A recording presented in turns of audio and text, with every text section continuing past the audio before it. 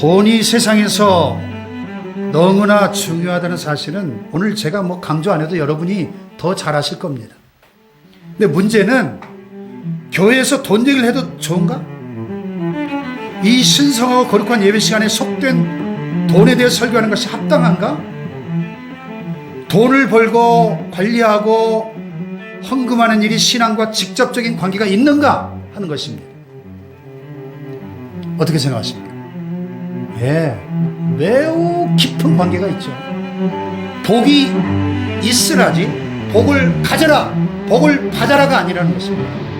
굉장히 중요한 포인트예요.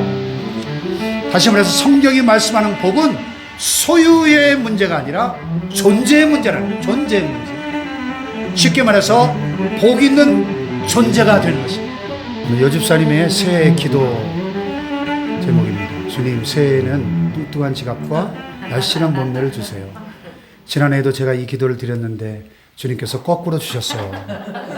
올해는 제발 뒤바뀌는 일이 없도록 해주세요. 제발 주님. 아멘이 절로 나오네. 또 다른 여집사님의 기도를 보세요. 주님, 새해에는 남편을 볼 때마다 가슴이 뛰게 해주세요. 아시죠, 주님? 젊었을 땐 남편의 사랑한다는 말에 가슴이 뛰었는데 요즘은 남편이 주는 두툼한 봉투에 내 가슴이 뛴다는 걸. 네.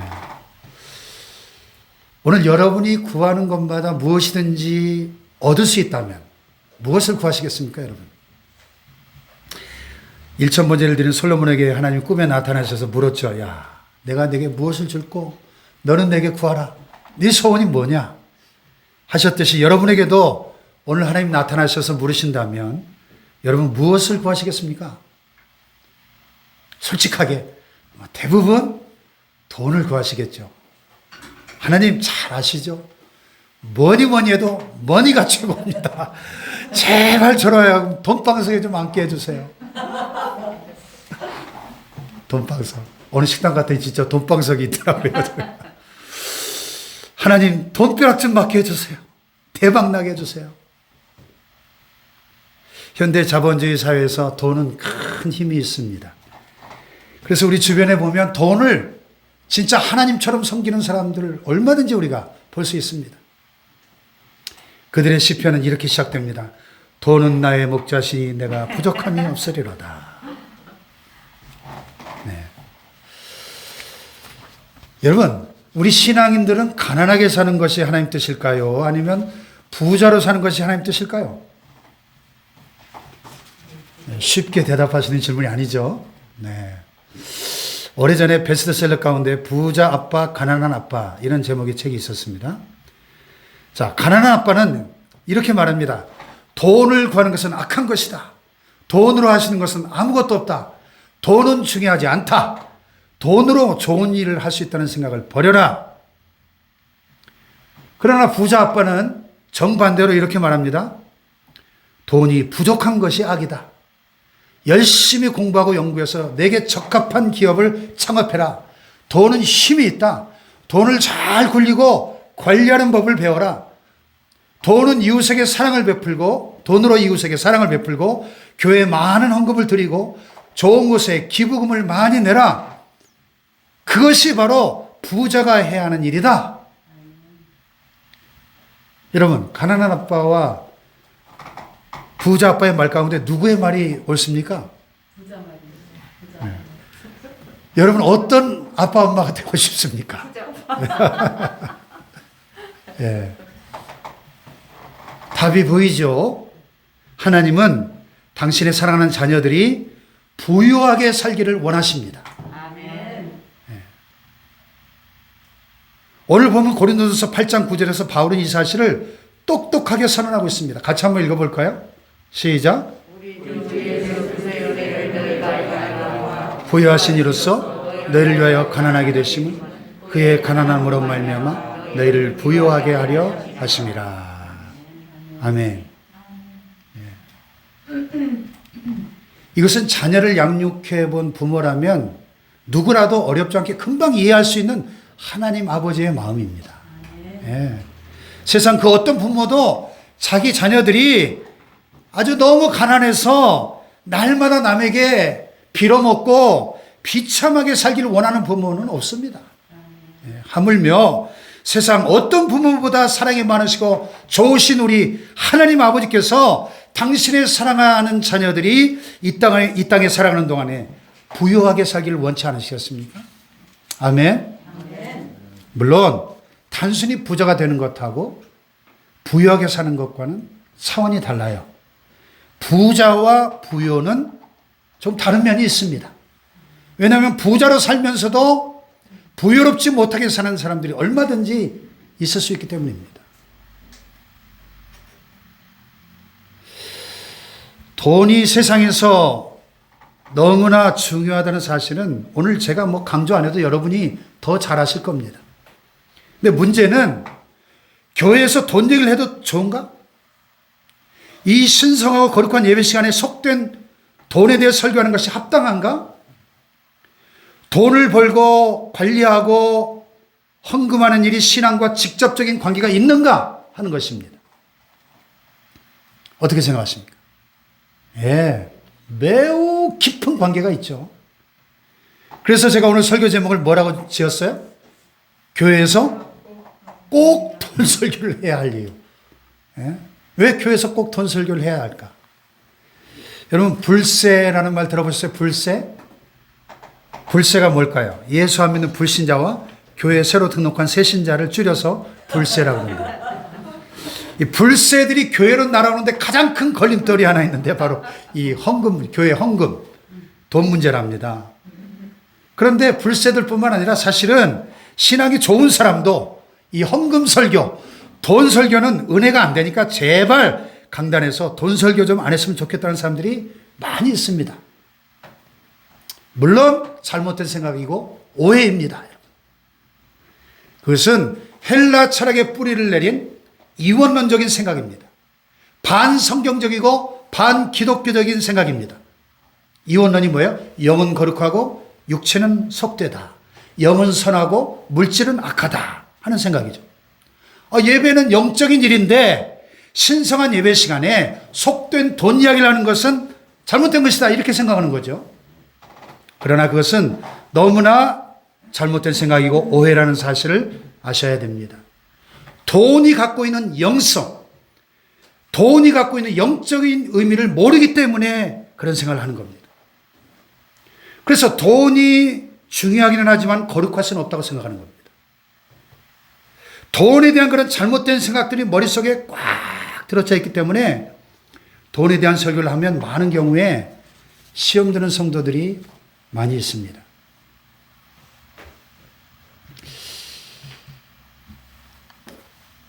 그래서 저는 가급적 헌금 설교를 최소화하려고 노력을 많이 한 편입니다. 제가 이 교회를 개척하고 지금 20년째 목회하고 있는데 지금까지 했던 설교의 횟수를 대충 한번 헤아려 봤어요. 주일 오전 예배, 요즘 오후 예배를 못 드리고 있습니다. 오후 예배, 수요 예배, 새벽 기도 설교까지 따져보니까 1년에 한 400번 정도 설교를 했으니까 20년을 곱하면 한 8,000번 정도 제가 설교를 한 거예요. 7, 8,000번 정도.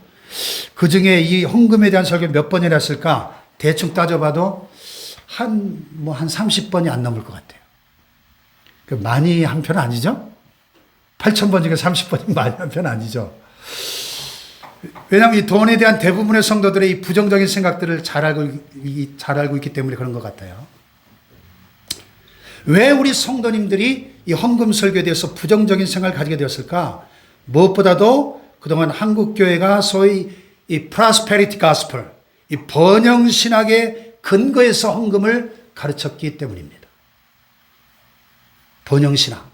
다시 말해서 오로지 복받기만을 추구하는 기복신앙과 돈을 연결해서 가르쳤기 때문이라고 생각합니다. 자, 번영신학의 문제가 뭘까요? 기복신앙의 문제가 뭡니까? 기복신앙. 말 그대로 물질적인 복만을 구하는 신앙입니다. 물질적인 복. 그래서 세상에서 부자가 되고 병이 낫고 출세하고 성공하는 것이 하나님 주시는 복이요 은혜라고 생각하는 거죠. 그러므로 물질적 복을 얻기 위해서는 헌금을 힘에 겹도록 하라고 그렇게 가르쳐 왔어요. 많은 목사님들이. 그래서 한 달에 1억씩 벌어서 1,000만 원 11조 할 수 있도록 미리 믿음으로 1,000만 원씩 헌금하세요. 나는 한 달에 200만 원밖에 못 버는데 믿음으로 막 1,000만 원씩 헌금하라고 그렇게 가르쳤다니까, 실제로. 물론 여러분, 심은 대로 거두는 하나님의 법칙에 따라 많이 심으면 많이 거두고 적게 심으면 적게 거두는 것이 하나님의 법칙인 것 사실입니다. 많이 바치면 많이 부어주시는 것 사실이에요. 경험적인 진리입니다. 오늘 본문 8장 3절에도 보면 힘대로 할 뿐 아니라 힘에 지나도록 자원해서 헌금했던 마게도냐 교회 성도들의 이야기가 나와요. 또 9장 6절에 보면 이것이 곧 적게 심는 자는 적게 거두고 많이 심는 자는 많이 거둔다는 말씀도 사실입니다. 진리입니다. 그러나 더 중요한 것은 뭐냐면 이 복에 대한 초점이, 포커스가 잘못된 거예요. 포커스가. 복의 초점이 너무나 잘못된 거예요. 한국교회가 그동안. 여러분, 성경에서 복 받아라, 복이란 열매가 따로 있는 줄로 잘못 알았다는 것입니다. 복을 마치 열매 따듯이 따는 걸로, 받는 걸로, 가지는 것으로 생각했다는 것입니다. 근데 사실 성경에 복 받는다는 말이 없어요. 성경을 자세히 들여다보면 복을 가진다는 말이 별로 없습니다. 오히려 시편에 보면 복 있는 사람은 악인들의 꾀를 따르지 아니하며, 복 있는 사람이라는 표현이 나오고요. 예수님 말씀하신 산상수훈의 팔복에도 보니까 심령이 가난한 자는 복이 있나니, 애통하는 자는 복이 있나니, 온유한 자는 복이 있나니, 복이 있으라지 복을 가져라, 복을 받아라가 아니라는 것입니다. 굉장히 중요한 포인트예요. 다시 말해서 성경이 말씀하는 복은 소유의 문제가 아니라 존재의 문제라는 거예요. 존재의 문제. 복은 소유하는 해부동사가 아니라 비동사, 즉 존재동사라는 거예요. 존재동사. 쉽게 말해서 복 있는 존재가 되는 것입니다. 복 있는 사람이 되는 거예요. 아멘 합시다. 내가 복 있는 존재가 되면 만 가지의 복이 나를 따라오는 것입니다. 네, 그래서 대표적으로 축복장으로 유명한 신명기 28장 2절을 보면 내가 내 하나님 여호와의 말씀을 청종하면 이 모든 복이 내게 임하며 내게 이르리니 그랬어요. 바른 성경 번역을 보니까 내가 여호와 내 하나님의 말씀을 순종하면 이 모든 복이 내게 와서 너를 따를 것이니 그랬어요. 아멘 합시다. 아멘. 우리가 하나님의 말씀에 순종하는 복 있는 사람이 되면 이 모든 복이 우리를 따르게 될 것이다. 그런 말씀입니다. 아멘이십니까? 근데 우리는 거꾸로 복을 어디서 많이 받으면 내가 복 있는 존재가 된다고 생각했다는 거예요. 아니요. 순서가 잘못됐습니다. 거꾸로. 내가 먼저 복 있는 사람이 되면 복이 나를 따라오는 거예요. 내가 가는 곳마다. 할렐루야. 내가 복 있는 나무가 되면 복의 열매들이 저절로 맺혀지더라는 것입니다. 할렐루야. 열매 가졌다고 나무가 되는 것이 아니라는 것이죠. 그동안 한국교회에 자리 잡고 있던 또 다른 타락한 번영신학의 괴물 같은 모습이 있는데 바로 물량주의와 세속주의입니다. 물량주의와 세속주의가 뭐예요? 헌금 액수가 곧 그 사람의 신앙이라고 생각하는 겁니다. 그러나 우리 하나님은 헌금의 액수를 따지는 분이 결코 아니십니다. 최선을 다하는 그 정성과 자세를 기뻐하십니다. 구약에도 율법에도 보면 제사를 드릴 때 가정 형편에 따라서 제물에 차등을 두었습니다. 부자들은 황소를 제물로 드리겠고 또 일반 평민들은 양을 드리겠고 그리고 가난한 사람들은 비둘기나 곡식으로 제사를 드리도록 세심하게 배려하시는 하나님의 마음을 볼 수 있습니다. 네. 그러나 여러분 부자가 드리는 황소 제사나 평민들이 드리는 양 제사나 가난한 사람들이 드리는 비둘기 제사나 곡식 제사를 하나님은 차별하지 않고 동일하게 기뻐 받으셨습니다.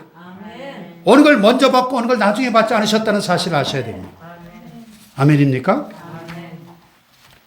성경의 사람은 외모를 보거니와 나 여호와는 중심을 보느니라 그랬죠. 근데 사람들은 자꾸 외모를 봅니다. 하나님은 중심을 보시는 분이시기 때문에 헌금을 드리는 자세를 보지만은 사람들은 외모를 보기 때문에 자꾸 헌금 액수를 놓고 따집니다. 이것을 극복해야 돼요. 여기에 매이면 속물이 되고 마는 것입니다.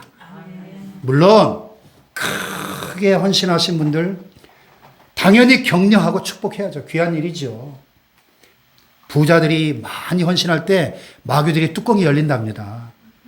그러나 정말 가난하고 어려운 형편 가운데서도 최선을 다해서 자기의 생활비 전부를 드렸던 가난한 과부의 동전 한 입, 우리 주님은 그 어떤 부자들이 드렸던 거액의 헌금보다도 더 값지고 귀하게 인정해 주셨다는 사실을 잊지 말아야 됩니다. 아멘. 그러므로 가난한 그들의 동전 한 입도 마땅히 축복하고 격려해야 한다 하는 것이죠. 기억하십시다. 하나님은 중심을 보십니다. 아멘. 아멘. 지금까지 이 반성경적인 번영신학과 기복신앙에 오염된 이 잘못된 설교자들의 헌금에 대한 잘못된 가르침 때문에 아예 이제는 돈 설교를 하지 않는 목사가 거룩한 목사인 양 그렇게 착각에 빠지게 되었다는 것입니다. 그랬더니 이번에는 성도들이 물질에 대한 잘못된 신앙을 갖게 되었습니다. 그래서 만몬, 즉 돈 귀신에 사로잡혀 돈의 노예가 되어 살게 되었다는 것입니다. 청지기직을 맡은 청지기의 사명을 잃어버리고 말았습니다. 청지기가 뭐예요? 하나님이 이것을 맡아서 관리하고 다스려야 될 관리자로서의 청지기로서의 사명을 잃어버리고 돈의 노예로 전락하고 말았다는 것입니다. 진정한 부요함을 놓치고 말았습니다. 돈에 대해서 비신앙적이고 비성경적인 물질관을 가지고 이원론적인 사상에 빠져 사는 교인들이 너무 많아졌다는 것입니다. 오늘날 한국교회 안에. 성경에 근거한 바른 물질관을 가지고 바른 헌금 생활을 제대로 가르치고 제대로 배워야 될 줄로 믿습니다. 아멘 합시다. 서울에서 개척에서 큰 교회를 이루신 어느 목사님이 이 문제를 놓고 시험도 들고 교인들도 힘들어하길래 하나님 앞에 오래전에 기도했답니다. 그때 하나님께서 그 목사님 마음속에 아주 분명한 음성으로 감동으로 이렇게 말씀하시더래요. 사랑하는 종아, 내게 맡겨진 내 약물이 너희 교인들이 부자로 살기를 원하느냐 가난하게 살기를 원하느냐, 정말로 너는 그들을 사랑하느냐? 네, 정말 그들이 잘 살기를 원합니다. 사랑합니다. 그러면 헌금 설교 제대로 해라. 제대로 가르쳐라. 그러시더라고요.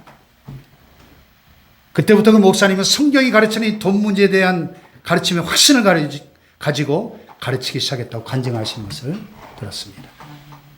네. 성경에 보면 예배를 가르치는 첫 번째 사건이 등장하는데 가인과 아벨의 제사죠.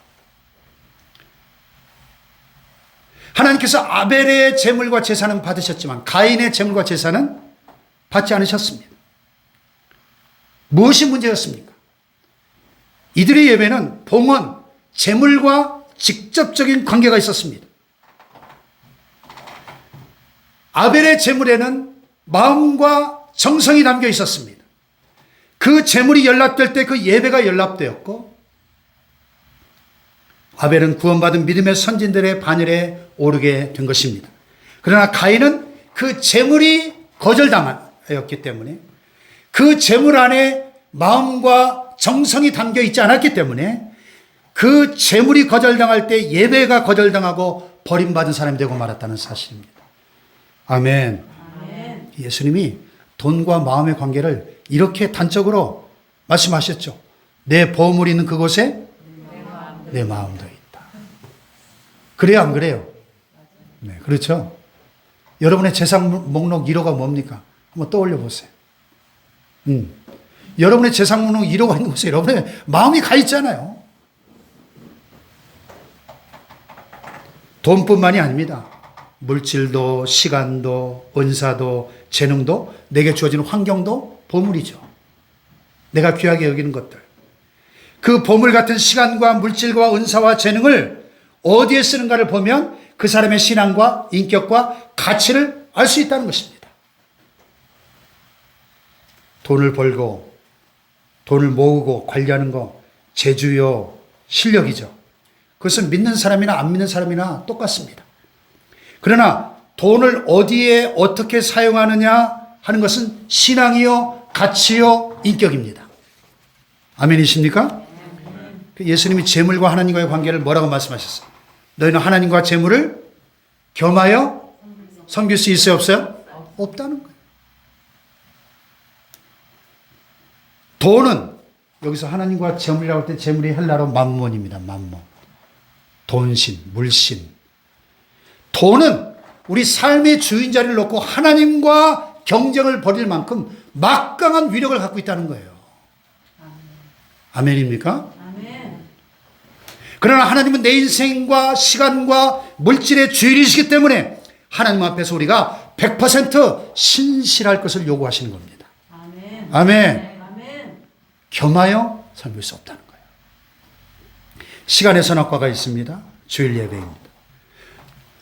왜냐하면 주일은 나의 날이 아니라 주님의 날이에요. 말 그대로 The Lord's Day.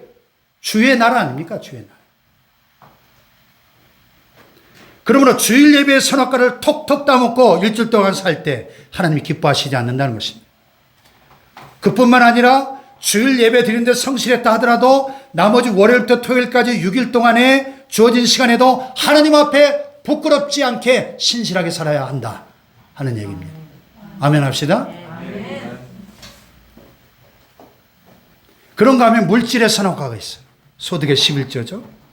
10개 중에 하나 내 것이 아니고 하나님의 것이라고 성경이 분명하게 말씀하고 있기 때문에 믿음을 가진 사람은 마땅히 11조를 드립니다.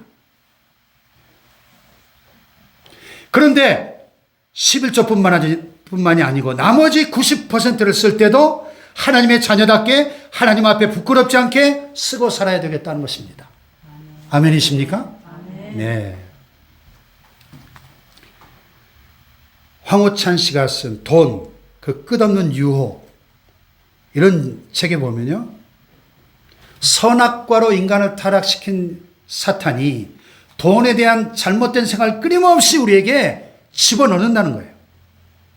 그래서 예를 들면 내가 번 돈은 내 것이다 라는 잘못된 생각을 집어넣는다는 거예요.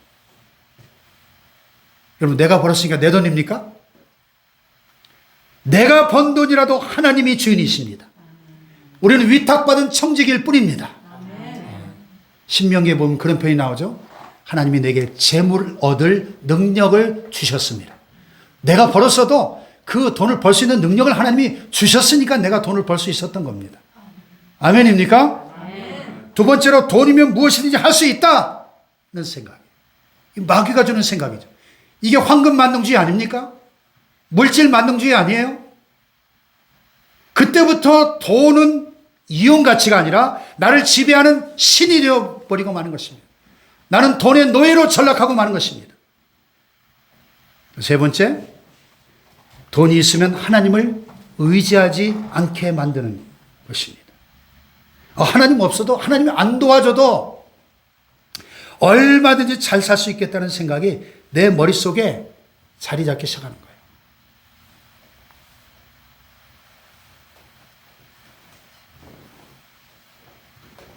우리 충기가 최근에 어떤 사업 파트너를 만났는데 이렇게 프로젝트를 의뢰받은 그분이 간증을 하는데 이 게임 회사를 운영하는 분인데 뭐 한때 은행 통장 잔고가 500억이 될 정도로 엄청나게 크게 성공한 게임 회사 대표인데 이렇게 게임 광고를 의뢰를 받아가지고 제작하는 그런 일 하면서 만났는데 그러니까 한때 은행 통장에 500억이 현찰로 들어있으니까 자기가 신앙생활을 열심히 하지만 야 이건 내가 뭐 도저히 망하고 싶어도 나는 망할 수가 없겠다.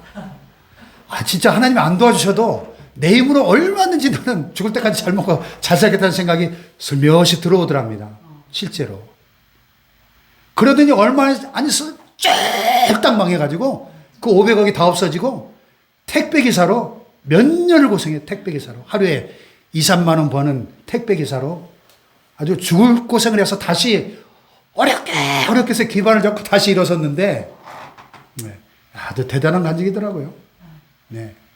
완전 그 본죽회사 대표 간증 같더라고요. 들어보니까. 그런 거예요. 돈이 있으면 하나님보다 돈을 더 의지하게 만드는, 이건 마귀가 주는 생각입니다. 아멘 합시다. 하나님 우리 영적인 실력을 테스트해 보시고자 할 때 돈을 맡겨보고 또 이렇게 시간을 맡겨보고 이 공동체나 사람을 맡겨본다는 거예요. 그래서 그 사람의 영적인 실력이 다 드러나더라는 겁니다. 맡겨보면. 이 신앙생활에서 물질관이 얼마나 중요한지 몰라요. 그래서 여러분 사복음서를 읽어보면 예수님께서 총 33가지의 비유를 말씀하셨는데, 비유가 33가지인데 그 중에 절반가량 되는 18가지가 이 물질에 관한, 돈에 대한 비유입니다. 성경의 기도에 관한 구절이 509절, 사랑에 관한 구절이 579절, 믿음에 관한 구절이 279절 정도 됩니다. 물질에 관한 구절이 얼마나 되느냐? 자그마치 2359절이나 됩니다. 기도에 관한 구절 4배가 넘고 믿음에 관한 구절보다 거의 10배 이상 많이 나옵니다. 이 돈에 대한 가르침이. 왜 그럴까요? 물질 문제가 그만큼 어렵다는 것입니다. 제일 어려운 게 돈 문제라는 거예요. 제일 쉬운 것 같으면서도 제일 어려운 게 바로 이 물질 문제입니다. 여기서 실패하니까 넘어지더라.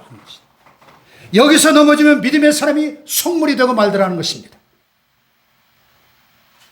우리는 돈을 통해서 하나님을 섬기고 또 돈을 통해서 주님의 몸된 교회를 섬기고 또 돈으로 사랑하는 가족과 내게 맡겨진 사람들을 섬깁니다. 그러니까 돈은 섬기고 사용하는 거예요. 돈을 사랑하면 안 되는 겁니다. 돈은 사랑의 대상이 아닌 것입니다. 그래서 성경에 뭐라 그랬어요? 돈을 사랑함이 일만 악의 뿌리가 된다 그랬습니다. 돈은 우리가 사용할 대상이지 사랑할 대상이 아니라는 것이죠. 그런데도 많은 사람들이 돈을 사랑의 대상으로 여기기 때문에 돈이 하나님보다 앞장서게 되고 돈 문제가 신앙보다 앞장서게 되고 교회 생활보다 돈이 앞장서게 될 때 일만 악의 뿌리가 되더라는 것입니다. 아멘 합시다. 따라합시다. 돈을 사랑함이 일만 악의 뿌리가 된다. 기억하시기 바랍니다. 그래서 18세기 위대한 부흥사 요한 웨슬리 목사님이 여기 돈에 대해서 이렇게 설교하셨어요. 돈 지갑 회개 없는 회개는 진짜 회개가 아니다. 여러분의 돈 지갑은 회개하셨습니까? 종교개혁자 마틴 루터도 3가지 회심을 이야기했어요. 세 가지 회심. 생각, 머리의 회심, 마음, 가슴의 회심, 그리고 돈지갑의 회심. 돈지갑 회심 안 했다면 여러분의 회심은 가짜다. 바른 물질관, 바른 헌금생활 없이는 온전한 신앙생활이 불가능하다 하는 사실을 기억하시기 바랍니다. 물질관이 잘못될 때 믿음의 그릇이 커지지 않더라는 거예요. 하나님이 은혜와 복을 부어주고 싶어도 그 그릇이 간장종지만하니 담을 수가 있습니까? 그릇이 도라무통만이야 거기에 차고 넘치게 부어주시지. 믿음의 그릇이 간장종지만한데 어떻게 복과 은혜를 부어주시냐고요. 오늘 본문에 보면 그리스도의 물질관에 대해서 정말 놀라운 말씀이 나와요. 예수님께서 우리의 죄를 대신해서 짊어지고 십자가에 달리셨는데 이때 우리의 가난과 빈곤의 짐까지도 친히 담당하신 것이라고 오늘 본문 9절에 분명하게 말씀하고 있어요. 다시 한번 읽어봅시다. 시작.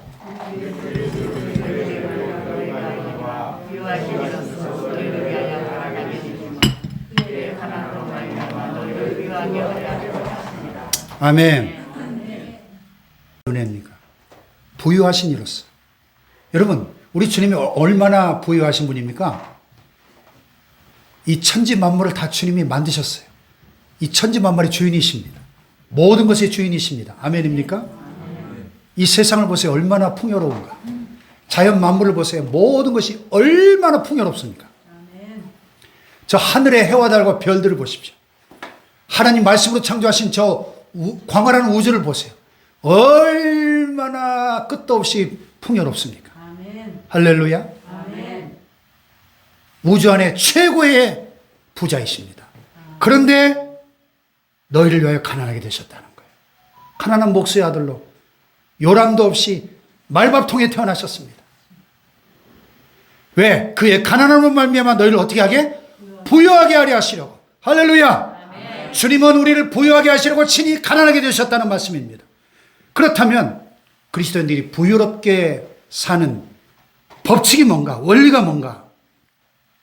우리 온 식구가 최선을 다해서 아침부터 밤늦게까지 땀 흘려 일하고 성실하게 하나님 앞에 신실하게 열심히 사는데도 우리가 부족하고 연약해서 또는 이 사회의 구조가 부조리해서 구조적인 모순 때문에 가난하게 사는 거 부끄러운 일 아닙니다.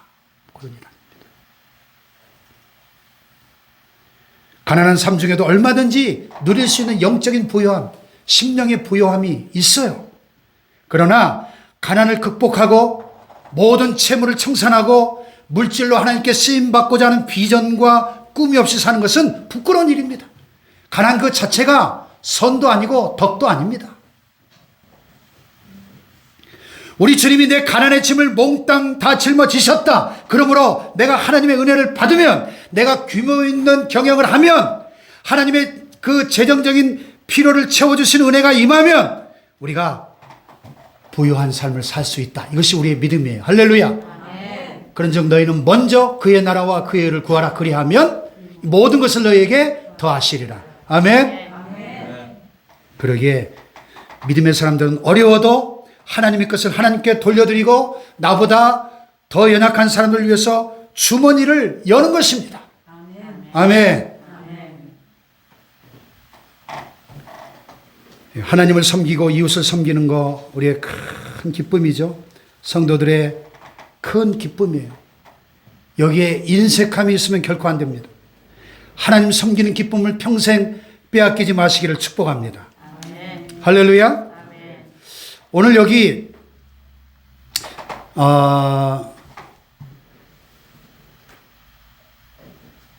구약 전도서에 보면 참 이상한 말씀이 하나 나와요. 너는 내 떡을 물 위에 던지라 여러 날 후에 도로 찾으리라. 이런 말씀이 나와요. 아니 멀쩡한 떡을, 아까운 떡을 왜 물에 던져요? 이 구절에 대한 해석을 보니까 참 주석을 찾아보니까 다양한데요. 대체적으로 가장 타당하게 받아들여지는 해석은 자선 행위 또는 구제 생활을 권면하는 말씀으로 보는 겁니다. 떡을 물 위에 던지면 이게 흘러내려가다가 가난하고 배고픈 사람들이 건져서 먹는다는 거죠. 남을 위해 아낌없이 선을 베풀고 덕을 쌓으면 그것이 머지않아 좋은 결과로 자기 자신에게 다시 돌아온다. 그런 뜻입니다. 물 위에 던지는 것 같지만, 버리는 것 같지만, 흘러 사라져버릴 것 같지만 하나님이 다 지켜보고 계신다. 하나님이 기억하신다. 반드시 거두게 될 것이다. 그런 말씀이에요. 믿으시기 바랍니다. 아멘. 그래서 오늘 이 본문에도 보면 마케도니아 지역의 교회들, 빌립보 교회, 데살로니가 교회, 또 베레아 교회, 이런 교회 성도들이 그 지독한 가난과 환난 가운데서도 오히려 자원하는 마음으로, 기쁜 마음으로 후한 봉헌을, 헌금을 드린 이 사실을 사도 바울이 칭찬하고 있습니다. 목사님들이 오래전부터 즐겨보던 성경 주석 가운데 베이커 주석에 보면 이런 실화가 나옵니다. 어느 교회에 믿음 좋은 부자 성도가 있었는데 매주일마다 $50씩 주정 헌금을 드립니다. 근데 그 교회에 가난한 할머니 성도님 한 분이 계셨어요. 우리로 말하면 폐지를 줍는 그런 할머님이신데 폐지를 한 주간 동안 모아서 매주일 5센트씩, 너무나 적은 돈이죠, 주정 헌금을 드립니다. 어느 날 부자 성도가 목사님을 찾아와서 목사님, 그 할머니가 폐지를 주셔가지고 5센트씩 헌금을 하는데 참 제 마음이 아프네요. 다음 주부터 제가 제 헌금 $50에 왜 할머니 몫을 5센트씩을 더 드릴 테니 그 할머니 그냥 편히 교회 오도록 해주세요. 그래서 목사님이 할머니를 찾아가서 자초지종을 말씀을 드렸어요. 그때 할머니가 펑펑 웁니다. 그러면서 하시는 말이, 목사님, 이 5센트가 제게 얼마나 큰 기쁨이 되는지 아십니까? 폐지를 줍는 것이 얼마나 자랑스러운지 아십니까? 아멘. 얼마나 힘이 되는지 아십니까? 아멘. 내가 하나님을 섬기는 이 감격을 누가 빼앗는단 말입니까? 저는 하나님 앞에 서는 그날까지 이 기쁨을 누구에게도 빼앗기지 않겠습니다. 아멘. 할렐루야. 아멘. 사랑하는 여러분, 하나님께 드리고 이웃에게 베풀고 나누고 섬기는 이 성경적인 물질관으로 복 있는 인생 되시길 축복합니다. 아멘. C.T. 스터드라는 선교사님이 그런 유명한 말을 했죠. 만일 예수 그리스도가 하나님이시라면, 그리고 하나님이신 그분이 날 위하여 인간이 되시고 십자가 위에서 날 위해 돌아가셨다면 그분을 위한 어떤 희생도 희생이라고 할 수 없다 그랬습니다. 아멘이십니까? 그분이 날 위해 십자가에서 희생하신 그 사건을 생각한다면 주님을 위해서 내가 드리는 그 어떤 것도 결코 아깝지 않을 줄로 믿습니다. 마게도냐 교회 성도들이 바로 그 십자가의 은혜에 뿌리를 둔 신앙이었기 때문에 극한 가난과 환난 속에서도 기쁨으로 자원하여 넘치도록 힘에 지나도록 하나님 앞에 이웃을 위하여 헌금할 수 있었던 것입니다. 바른 물질관으로 복 있는 인생 되시기를 주님의 이름으로 축원합니다.